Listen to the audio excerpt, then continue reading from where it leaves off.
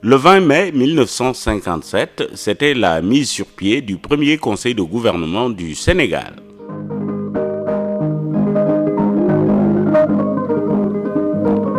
C'est le décret numéro 57-457 du 4 avril 1957 qui fixait les conditions de formation et de fonctionnement des conseils de gouvernement de l'Afrique occidentale française. Le conseil de gouvernement était la grande innovation introduite par la loi cadre votée en 1956. Ce conseil, présidé par le chef du territoire, jouait le rôle d'un véritable conseil de ministres.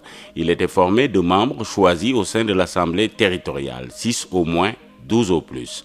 Au Sénégal, le gouvernement comptait 12 membres, dont le président et le vice-président. Le chef de la majorité à l'Assemblée territoriale était nommé vice-président. C'est ainsi qu'au Sénégal, M. Mamadou Dia, co-leader avec M. Léopold Sédar Senghor du Bloc populaire sénégalais, le BPS, vainqueur aux élections, avait été nommé vice-président du Conseil de gouvernement du Sénégal. Il avait aussitôt proposé à l'Assemblée une liste de 10 ministres qui avait été approuvée à la séance de l'Assemblée du 18 mai 1957. Le 20 mai 1957 était constitué le premier conseil de gouvernement du Sénégal composé comme suit. Président, M. Pierre Lamy, gouverneur du Sénégal. Vice-président, M. Mamadou Dia. Ministre de l'Intérieur, M. Valdiodio Ndiaye. Ministre de la Fonction publique, M. Latir Camara. Ministre des Finances, M. André Pétavin. Ministre de l'Économie générale, M. Léon Boissier-Palin. Ministre de l'Éducation, M. Amadou Mahtar Mbow. Ministre du Travail, M. Alioune Badarembeng. Ministre des Travaux publics, M. Edouard Diatta. Ministre de la Production, M. Abdoulaye Ly. Ministre de l'Économie rurale, M. Joseph Mbaye.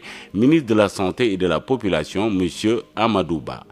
M. Amadou Bari, qui avait été pressenti à ce poste, s'étant récusé. Les ministres ainsi nommés étaient responsables devant le Conseil du gouvernement du fonctionnement du département qui leur était confié.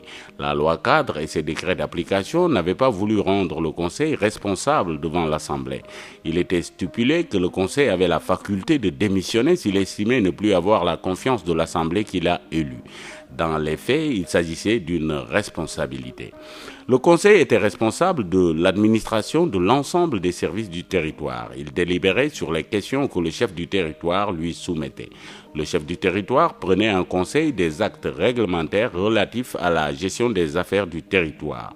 En cas de conflit prolongé avec le Conseil, il pouvait proposer sa dissolution au ministre de la France d'Outre-mer. Des conflits n'avaient pas manqué d'éclater entre le chef du territoire et le Conseil de gouvernement. Ces conflits avaient porté sur l'interprétation des textes et notamment sur la présidence du Conseil, la signature et la contre-signature des actes réglementaires, la nomination des administrateurs chefs de circonscriptions administratives. Toutes ces questions avaient été évoquées à la conférence des présidents et vice-présidents des conseils de gouvernement réunis à Paris du 10 au 13 février 1958.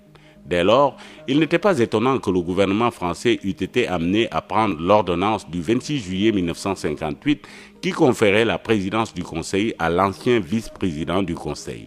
Le chef du territoire se trouvait désormais relégué dans un simple rôle de représentant de l'État français. Dans les faits, l'heure de l'indépendance avait sonné.